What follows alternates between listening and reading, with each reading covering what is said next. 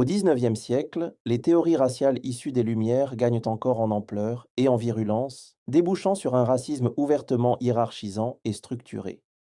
Un texte emblématique marque ce tournant. L'essai sur l'inégalité des races humaines du diplomate français Arthur de Gobineau, publié entre 1853 et 1855. Gobineau y développe sans détour l'idée que les races humaines sont inégales en capacité et en dignité. Se fondant sur des considérations historiques et anthropologiques bancales, il affirme la supériorité de la race blanche, plus précisément des Aryens, qu'il considère comme la souche noble ayant fondé les grandes civilisations et étant destinée à gouverner le monde.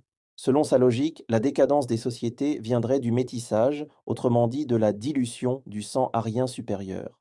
On voit bien ici une formulation particulièrement radicale du racisme, qui trouvera, un siècle plus tard, une postérité tragique avec l'idéologie nazie exaltant une prétendue race aryenne pure. Avec Gobineau, le racisme fait son entrée dans le domaine intellectuel public sous la forme d'une véritable cosmogonie historique, c'est-à-dire une tentative d'expliquer l'origine et l'évolution de l'humanité en s'appuyant sur des récits, des mythes ou des théories scientifiques, mêlant observation, croyance et interprétation culturelle. Dans cette vision, l'idée de race devient la clé de voûte pour expliquer le destin des nations. Désormais, la classification raciale est présentée à tort comme un fait scientifique établi. Elle sert à légitimer la colonisation et l'impérialisme. Et comme l'illustrera plus tard Rudyard Kipling avec son fameux poème Fardeau de l'homme blanc, paru en février 1899, on prétend apporter la civilisation aux peuples jugés inférieurs ou attardés, pendant que dans les faits, les violences coloniales, la ségrégation et l'esclavage sont rationalisés par cette croyance que les dominés seraient naturellement moins intelligents ou moins capables de s'organiser. Au regard de tout ce qui vient d'être présenté, il est crucial de comprendre que le racisme est une invention humaine inscrite dans un contexte historique. Ce n'est ni une donnée immémoriale de la psychologie humaine, ni une vérité scientifique intemporelle. Comme nous l'avons vu, le concept de race est une invention récente, vieille de seulement quelques siècles. C'est une construction idéologique datée, qui a un début et qui par conséquent peut aussi avoir une fin. C'est pour cette raison que je me suis engagé, depuis quelques années, dans un travail de déconstruction. Reconnaître l'histoire récente du racisme est fondamental pour mieux le combattre, car cela nous rappelle qu'il n'a rien de naturel. Ainsi, dire, même implicitement, que tout le monde est raciste revient à faire croire que le racisme est partagé à parts égales. Beaucoup le croient, y compris parmi les populations racialisées qui en sont pourtant victimes. Et pourtant, c'est faux. En effet, lors de mes recherches, pour préparer cette présentation, j'ai découvert de nombreuses vidéos sur YouTube où des personnes afrodescendantes témoignaient elles aussi en affirmant: «Nous sommes tous racistes». Soutenir que tout le monde est raciste, parfois avec l'idée implicite que ce serait par nature ou à parts égales, est à la fois trompeur et nuisible.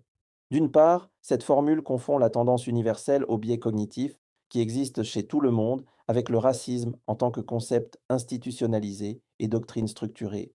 Or, le racisme dont il est question ici ne se limite pas à un simple préjugé ou à un stéréotype. C'est une distinction élaborée dans un contexte historique précis, celui de l'expansion européenne, et qui a servi à justifier l'asservissement de certains peuples par d'autres. Affirmer que tout le monde est raciste sur un pied d'égalité, c'est occulter cette dimension structurelle et ce déséquilibre historique.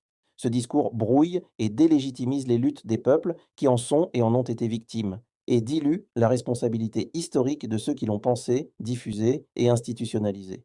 Non, nous ne sommes pas tous racistes, mais nous sommes tous biaisés, et la distinction est essentielle.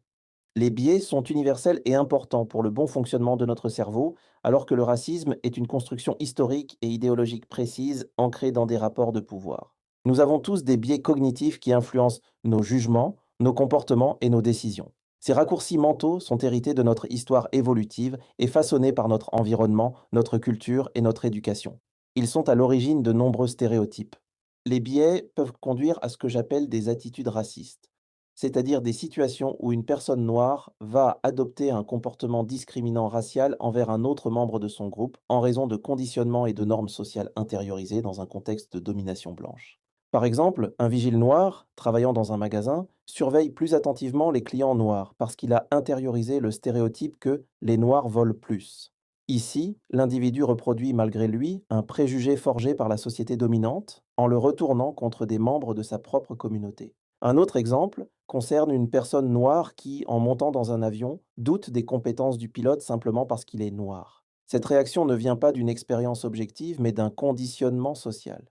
Dans l'imaginaire collectif façonné par la domination blanche, les métiers hautement qualifiés et prestigieux, pilotes, médecins, chirurgiens, ingénieurs, sont associés aux blancs. À l'inverse, les Noirs ont longtemps été représentés comme inaptes à exercer ces fonctions de responsabilité. L'intériorisation de ces stéréotypes conduit alors une personne noire à projeter sur un autre noir la même défiance que la société dominante. Le colorisme en est une illustration frappante. Il s'agit d'une discrimination fondée sur la nuance de la couleur de peau à l'intérieur même des communautés noires ou racialisées. Plus une peau est foncée, plus elle est susceptible d'être marginalisée ou dévalorisée, dans les standards de beauté, l'emploi, les relations sociales, etc. Le colorisme découle d'une valorisation historique de la peau claire, souvent associée à des caractéristiques perçues comme plus proches de la blancheur, donc plus acceptables, voire supérieures, dans une société marquée par le colonialisme, l'esclavage et le racisme institutionnalisé. L'exemple le plus parlant est sans doute le Rwanda, où la domination coloniale belge a institutionnalisé une hiérarchie au sein même de la population. Les Tutsis, perçus par les colons comme plus européens dans leurs traits physiques, peau plus claire, nez plus fin, taille élancée, étaient considérés comme supérieurs aux Hutus, à la peau plus foncée et aux traits plus négroïdes selon les critères racistes de l'époque. Cette classification pseudo-scientifique s'est traduite par une ségrégation structurelle avec des cartes d'identité ethnique, un accès différencié à l'éducation, à l'administration et aux ressources, posant les bases d'un clivage qui culminera tragiquement avec le génocide de 1994. Le colorisme, bien qu'issu du racisme, n'est pas du racisme au sens strict, car il ne repose pas sur un rapport structurel de pouvoir entre groupes raciaux distincts. Il s'agit plutôt d'un repli du racisme sur le corps même des opprimés, un mécanisme intériorisé par des siècles de domination et reproduit à l'intérieur des communautés elles-mêmes. L'histoire nous montre que le racisme n'a rien d'universel ni d'intemporel comme nous l'avons vu tout au long de notre présentation. Le racisme est une invention récente, datée et idéologique, et non quelque chose d'inné. Nous ne naissons pas racistes, mais nous évoluons dans des sociétés où le racisme structure encore les institutions, les représentations et les interactions. Nous y sommes exposés, parfois sans en être pleinement conscients. Mais cela ne fait pas de nous tous des racistes. Il faut distinguer le racisme, qui suppose un rapport structurel de pouvoir entre groupes, des biais ou du colorisme, qui en sont des dérivés, mais ne s'y confondent pas.